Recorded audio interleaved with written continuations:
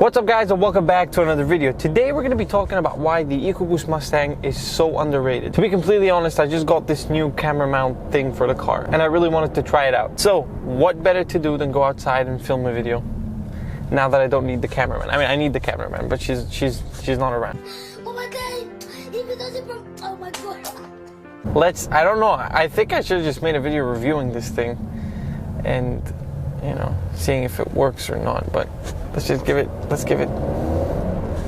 floor it and see if it'll still stick. Oh, it's still on. It's still on. Oh, yes. Okay, so it works. It works, and I paid so freaking little money.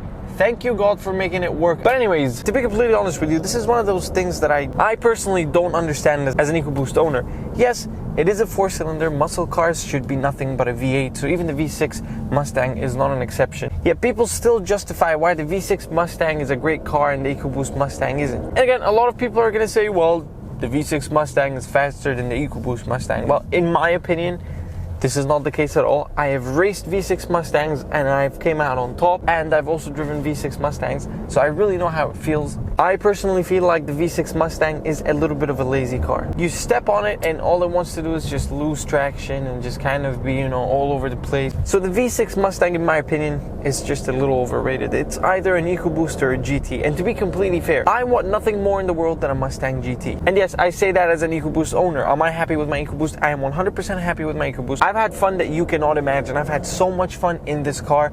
I love it and I love everything about it. But I cannot say, well, I don't want a GT Mustang because my Ecoboost is better. No, my Ecoboost is not better than a GT, but it's the same thing as buying a BMW M440 instead of an M4. It's because you cannot afford an M4 and I can't afford a GT, or can I? We'll find out soon if I can or not. Not me, my dad, obviously. I didn't really drive a GT Mustang until very, very recently for a YouTube video that we made, and I had very little space and I didn't really get to drive the car. So I couldn't really get the full experience of the GT Mustang. But what I can tell you is it is definitely miles faster than the Ecoboost Mustang. If someone tells you, well, oh, it's just a simple bolt-on, you need an air filter and a catback exhaust and you'll be able to beat a GT, no, you need much more than that. And I'm pretty sure Ford made the GT knowing that there are going to be people that come out and decide to, you know, well, I'm going to mod my Ecoboost Mustang and make it faster than any GT. Far from the truth. You're going to spend and you're going to dump a lot of money into your Ecoboost Mustang. But when it comes to the power of the Ecoboost, people often think it is not a powerful car. There are camels on the other side of the road. Freaking camels on the other side of the road. There's a guy on a camel right there. Wow, I really do live in the middle of nowhere. There's genuine camels on the side of the road. There is 3 camels, just camels being camels. Anyway, we put it in Sport Plus and we floor it. A little bit of a delay, but it moves eventually. It's fun. It's fun. We're going, and we're driving, and it goes fast. Here's the issue with this car when it comes to performance. The turbo is a little bit annoying. It does take a little bit of time to kick in sometimes. Sometimes, I mean, when the weather is good, it'll kick in instantly. But when the weather is a little bit above average, it lacks. Now, I'm not sure if you guys can hear the sound of the car. It's obviously, again, something that this car lacks majorly. So I cannot sit here and lie and say the Ecoboost Mustang sounds great. No, the Ecoboost Mustang sounds like shit. But if we just downshift 3,000 RPM, 4,000, 6,000, and it goes. It is the Ecoboost Mustang is above any GTI. And yes, well, the Golf R makes this and that much. Well, it is above all that. It's a rear-wheel drive muscle car with 310 horsepower. If you can just ignore the fact that it is a 4-cylinder, it's got 310 it is a turbo car with 310 horsepower. So that is definitely not a bad thing at all. But I believe the fact that it's very underrated is because of its 4-cylinder engine. And, you know, the 4-cylinder engine makes it a no option for hardcore muscle car fans. And they are wrong. They are wrong, because this car is stock. This car has 100,000 kilometers on it, and it drives like it's still brand new. Now, I'm not sure if you guys can also hear this, but there is a little bit of outside wind noise and tire noise and just a lot of noise that is quite annoying at high speeds. Dubai isn't exactly known for its high-speed roads, but there are many roads here that you can go up to 140 kilometers when you're blasting music.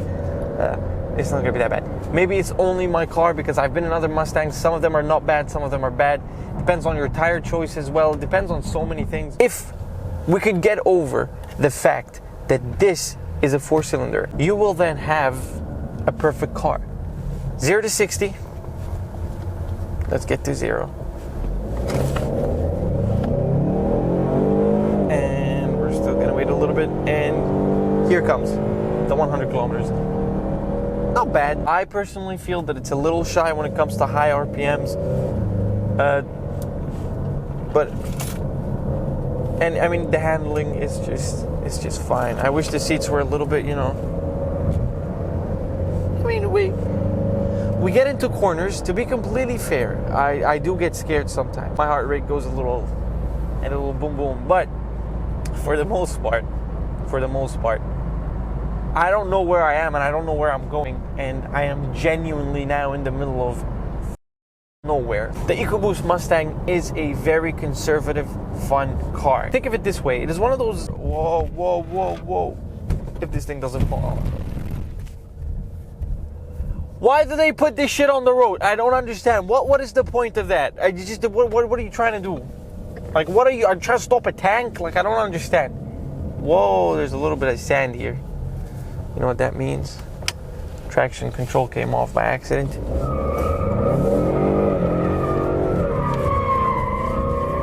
Yes, sir. Yes, sir. Yes, sir. Long live rear-wheel drive muscle cars. Yes, sir. That was the most fun I have had in the past 6 months. The most fun. Those 10 seconds back there. Oh my God. Dad, I am so sorry, but that was super. Oh my God. Listen, it had enough. It was a little bit of sand. It had enough power. You saw what, I mean, I hope you guys saw what happened. Beautiful. This car is this. You know what?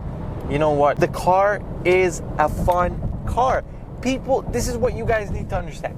Give it a chance and you won't regret it. But it was made to be the cheaper GT Mustang, the Mustang that you can drive comfortably, the Mustang that you don't have to put all your money into refueling every 5 minutes.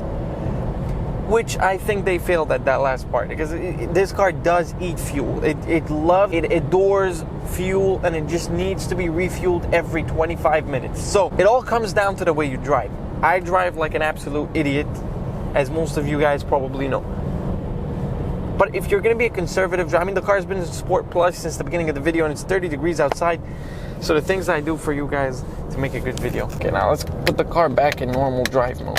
Obviously the car's quiet. It's not going to get any louder if you put it in track mode or you know, Sports Plus or blah blah. It's going to stay the same. Just give it a chance. And ooh, yes sir. I cannot believe it. We're in normal drive mode. Listen, if you're buying a first car or a second car and you're looking for something good, the Ecoboost Mustang is truly a good experience. And if it's something that you're looking at, I am begging you, go out and buy an Ecoboost Mustang over anything else. A BRZ couldn't be any better. A WRX STI, it couldn't be any better. A GTI, now I'm not even going to talk about that piece of crap. This car is fun, and I'm not going to sit here and show you guys the exterior of the car, because I've made 1,000 videos on this car and I've shown the exterior and interior, and I've talked about everything in very, very, very boring detail. So you can go check out those other videos. Today I just wanted to make it more of a, I'm talking to you guys and I'm, you know, trying as much as I possibly can to do exciting things without going to jail. So this car will not disappoint you. But if you, good sir, go out and you say, well, should I get a GT or an EcoBoost? If you can afford a GT, you should go for a GT, because the GT is the big brother. The GT is the more fun car, or at least in my opinion. More power equals more fun. So if you're gonna go out and get the same car back with more power, it's gonna be more fun. Same thing with the GT 500. If you go get yourself a Shelby instead of a GT, you're gonna have much, much more fun. So it's just, it's how life works. To accept that the GT Mustang is definitely faster and definitely better and definitely more fun than my EcoBoost, but that does not mean that my EcoBoost is not a fun car. And I'm not saying all these things because, oh, it's my car and I have to be nice about it. No, the car is headed back to that area full of sand, and I don't know why. I don't know why this is happening. But this only means one thing. One thing. Let me tell you something. There isn't a single YouTube channel in this country that has drifted a car and posted it on YouTube. Now, I don't know if I'm going to do that or not, because I just don't want to, look, I don't want to get deported to where I came from, because that's no bueno, okay? It's no bueno back there. So, we're gonna go back one more time and have fun. Yes, sir. So back to the same thing that I've said before, and I'm gonna say again. If you are looking to get a GT Mustang or an EcoBoost Mustang, it is 100% a GT. If you're looking between the V6 Mustang and the GT Mustang, it is also 100% the GT. But if you're looking to buy an EcoBoost over a WRX or a BRZ or a GTI, no, it is the EcoBoost Mustang. It is the EcoBoost Mustang. If you're looking to buy a V6 Mustang or an EcoBoost Mustang, it is an EcoBoost Mustang. The EcoBoost Mustang is also a good platform to build on. Despite the fact that it's a 4-cylinder, there's a lot you could do. It is a turbo car, so there's a lot of room for you to improve there. The sound, in my opinion, I've heard many straight pipes, many catbacks, well, racing headers, oh, this exhaust, Borla and Roush and this and that. Nothing ever really makes this car sound good. I don't know why, but it never sounds good. There is good sounding 4-cylinders. This one just isn't one of those. Burning rubber, burning rubber, burning, burning, burning, burning rubber. All right.